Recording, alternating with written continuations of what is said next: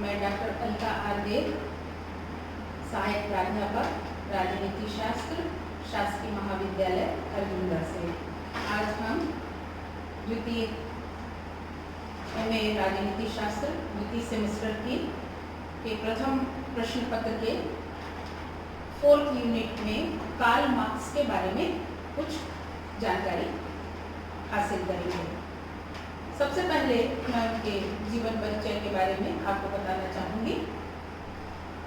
Karl Marx का परिचय जानने से पहले हम उनके संपूर्ण व्यक्तित्व के बारे में बात करें तो उन्हें एक फ्रेमवर्क या सीमा के अंदर नहीं बांधा जा सकता, क्योंकि उनका व्यक्तित्व जो है वो मल्टी डायनेमिक था और वे इतिहास, अर्थशास्त्र, राजनीति शास्त्र, पत्रकारिता, दर्शन शास्त्र, शिक्षा और साहित्य के क्षेत्र में उनका काफ़ी दबदबा था और इन क्षेत्रों में उनको पढ़ाया भी जाता है। वे केवल विचारक ही नहीं, वैज्ञानिक के श्रेणी में भी आते थे। कोई उन्हें फरिश्ता कहता था तो कोई उन्हें देशद्रोही मानता था और उन्होंने समाजवाद और साम्यवाद के बारे में काफ़ी अच्छे विचार अपने प्रकट किए, जिस कारण से उन्हें समाजशास्त्र और साम्यवाद का जनक भी माना जाता है। कार्ल मार्क्स का जन्म 5 मई सन 1818 में प्रशा नामक स्थान पर हुआ था, जो अविभाजित जर्मनी का भाग था। इनके पिता वकील थे और माता जो है वो एक प्रबुद्ध महिला थी। प्रारंभ में ये लोग यहूदी थे, परंतु 6 वर्ष की उम्र के आते आते इन्होंने ईसाई धर्म अपना लिया और उसके बाद से कार्ल मार्क्स जो है वो यहूदी धर्म के विरोधी हो गए। 17 वर्ष की आयु में कार्ल मार्क्स बॉन चले गए और वहाँ पर उन्होंने कानून की पढ़ाई की और उसके बाद जो है वे बर्लिन चले गए और वहाँ पर उन्होंने इतिहास और दर्शन शास्त्र के बारे में अध्ययन किया और यहीं से उनके विचारों में विकास जो है वो शुरू हुआ और आधुनिक साम्यवाद के जन्मदाता के रूप में वे उभर करके सामने आए और उनके इन विचारों का रूस और चीन में काफ़ी स्वागत किया गया। सन 1841 में इन्होंने डेमोक्रिटस और एपिक्यूरस पर भौतिकवाद की आलोचनात्मक विवेचन के ऊपर इन्होंने PhD की उपाधि प्राप्त की और वहाँ से वे अध्यापन का कार्य जो है उन्होंने शुरू किया। परंतु क्रांतिकारियों के संगठन से इनका मेलजोल हो गया और ये क्रांतिकारी विचारधारा देने लगे, जिस वजह से इनको अध्यापन के कार्य से निकाल दिया गया और उसके बाद जो है उन्हें अध्यापन के क्षेत्र में कोई भी नौकरी जो है वो प्राप्त नहीं हुई।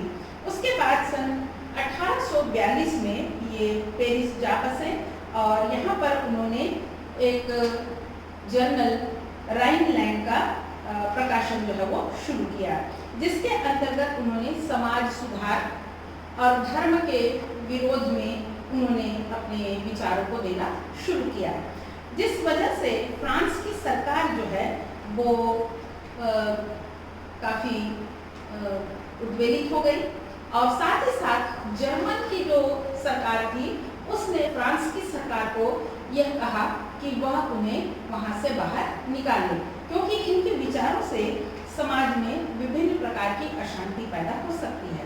उसके बाद जो है वे ब्रुसेल्स चले गए और वहाँ पर उन्होंने एक मजदूर संगठन का निर्माण किया और यही मजदूर संगठन जो है वो आगे चल करके कम्युनिस्ट लीग के रूप में विकसित हुई और सन 1948 में वे पोलैंड लंदन चले गए और वहीं पर इनकी मृत्यु हुई और अपनी मृत्यु पर्यंत जो है ये वहीं पर रहे।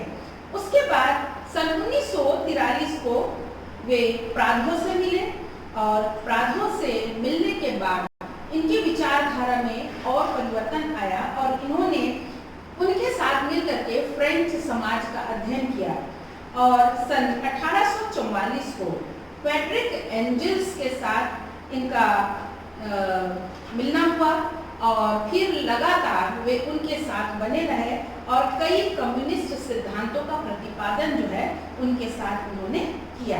1867 में 1867 में वे लंदन में मजदूर संगठन का उन्होंने निर्माण किया, परंतु ये संगठन जो है वो ज़्यादा नहीं चल पाया और इसी सन में उन्होंने अपनी एक कृति की रचना की जिसे दास कैपिटल कहा गया था और इसका जो है 4 भागों में इन्होंने रूस में प्रकाशन करवाया जो आगे चल करके साम्यवाद की बाइबल बन गई।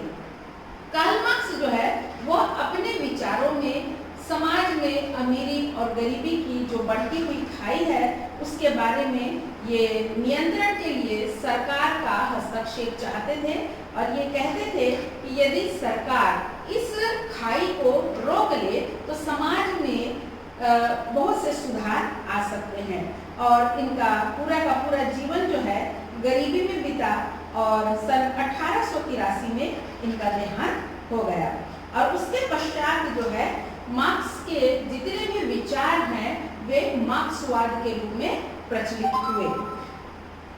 अब हम इनका समसामयिक परिचय देंगे कि इनके समय में कौन कौन सी परिस्थितियां जो है वो समाज में थी। तो मार्क्स जिस समय में जी रहे थे उस समय के काल और परिस्थिति को समझना आवश्यक होगा और यह 2 प्रकार की परिस्थितियां थी। एक है भौतिक परिस्थिति और दूसरा है विचारधाराएं। सबसे पहले हम यहाँ पर ले लेते हैं भौतिक परिस्थिति। भौतिक परिस्थिति के अंतर्गत इन्होंने जो अपने समय में औद्योगिक क्रांति की जो आंधी चल रही थी और यह दूसरे दौर पर थी और यह चरम सीमा पर थी, तो इस समय की स्थिति यह थी कि मजदूरों से काम तो अधिक घंटे का लिया जाता था पर वेतन जो है वो बहुत ही कम दिया जाता था और पूरे एशिया महाद्वीप में यूरोपियन कंट्री का शासन था और उसी समय में नेपोलियन का हमला भी हुआ था। सन 1848 में दास प्रथा समाज में थोड़ी कम हुई परंतु कारखाने में मजदूरों का शोषण जो है वो जारी था। 1859 में चार्ल्स डार्विन ने अपने थ्योरी का प्रकाशन किया और उसके अंतर्गत उन्होंने विकास की प्रक्रिया को समझाते हुए ये कहा कि यह धार्मिक आडंबरों से दूर है और प्रकृति जो है वह अपने परिवर्तन के माध्यम से समाज में परिवर्तन लाती है, जिसका पूरा का पूरा प्रभाव जो है मार्क्स के ऊपर पड़ा।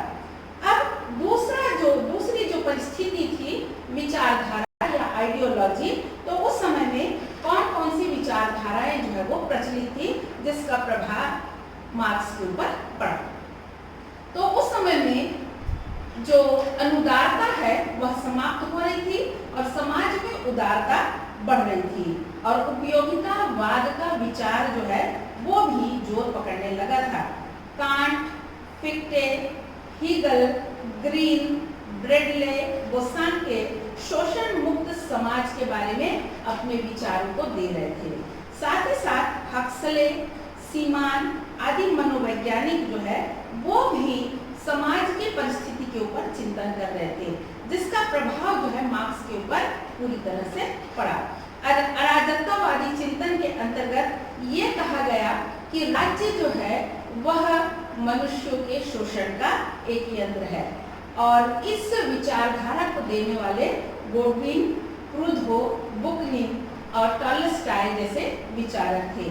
ऑगस्ट काम्टे जो कि समाजशास्त्र के पिता हैं, उन्होंने भी समाजशास्त्रीय ढंग से राज्य की व्याख्या की। फिर मानवतावाद का उदय हुआ जिसमें बेंथम की विचारधारा को सुअर की फिलॉसफी कहा गया और ये कहा गया कि यह विचारधारा जो है या मानवतावाद की जो विचारधारा है यह पूरी तरह से सही नहीं है। अपने समय के समस्त विचारों से प्रेरणा प्राप्त करके कार्ल मार्क्स ने अनेक ग्रंथों की रचना की, जिसमें प्रमुख रूप से ये हैं। पहला, द पॉवर्टी ऑफ फिलॉसफी 1847 में। दूसरा, कम्युनिस्ट मैनिफेस्टो 1848 में। तीसरा, क्लास स्ट्रगल ऑफ फ्रांस 1848 में। चौथा, the critique of political economy 1859 में। पांचवा, द दास कैपिटल 1867 में। The civil war in France 1870 से 71 के मध्य। और होली फैमिली, इसकी रचना जो है इन्होंने प्रमुख रूप से की।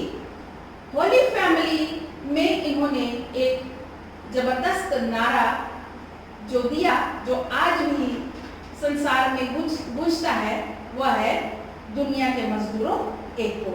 तो इस नारे के माध्यम से भी मार्क्स जो है वो काफी लोकप्रिय हो गए। राज्य संबंधी विचार के बारे में यदि हम मार्क्स के बारे में देखें तो हम ये पाते हैं कि कार्ल मार्क्स ये कहते हैं कि राज्य एक शोषण की संस्था है और राज्य का निर्माण पूंजीपतियों के माध्यम से किया गया है, ताकि वे मजदूरों की क्रांति को रोक सके और कारखाने बिना विघ्न के, बिना किसी समस्या के चलते रहे और पूंजी उनकी जेबों में जाती रहे। उन्होंने अर्थात मार्क्स ने राज्य को पुलिस संस्था माना है जो मजदूरों को कंट्रोल करने का काम करती है। पूंजीपति अपना काम निकालने के लिए राज्य में कानून बनाकर उन्हें कंट्रोल करते हैं और राज्य के निर्माण के माध्यम से वे अपने स्वार्थों की पूर्ति करते हैं। राज्य की प्रकृति के बारे में भी इन्होंने ये कहा है कि राज्य की प्रकृति जो है वो शोषणकारी है और राज्य की संप्रभुता जो है वह राज्य में न होकर के राज्य की समस्त संस्थाओं और मजबूर संगठनों में होनी चाहिए। मार्क्स ने राज्य के अस्तित्व को स्वीकार नहीं किया है। उन्होंने ये बताया कि शासक वर्ग जो है वह एक सम्मिलित वर्ग होता है जो एकत्रित होकर मजदूरों का दमन करता है और मार्क्स ने मजदूरों की स्थिति में सुधार लाने के लिए साम्यवाद के माध्यम से पूंजीपतियों का सफाया करना चाहा है और राज्य मुक्त समाज की स्थापना करने के बारे में उन्होंने पैरवी की है। C.E.M.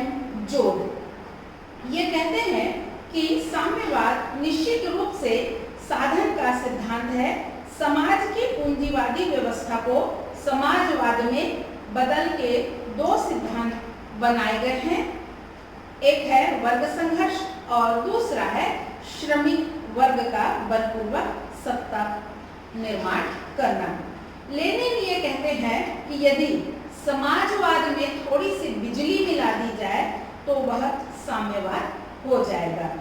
लास्की कहते हैं मार्क्स ने साम्यवाद को अस्त व्यस्त स्थिति में पाया और उसे एक आंदोलन बना दिया। तो इस प्रकार से मार्क्स की जो कृति दास कैपिटल वह साम्यवादी समाज के लिए एक बाइबल बन गई। राज्य के कार्य के बारे में मार्क्स का कहना है कि यह पूरी तरह से मजदूरों का शोषण करने वाला तंत्र है जो कि पूंजीपतियों के माध्यम से चलाया जाता है और राज्य की शक्ति दमनकारी होती है और यह शक्ति राज्य के पास न होकर के मजदूरों और सामान्य वर्ग के लोगों के पास होनी चाहिए। मार्क्स के अनुसार से समाज में आर्थिक और सामाजिक समानता होनी चाहिए। वह खुली प्रतियोगिता चाहता है ताकि एक आदर्श व्यवस्था का निर्माण हो सके और शोषण विहीन, वर्ग विहीन समाज की स्थापना हो सके। अब हम कार्ल मार्क्स के साम्यवाद की विशेषताओं की ओर आते हैं।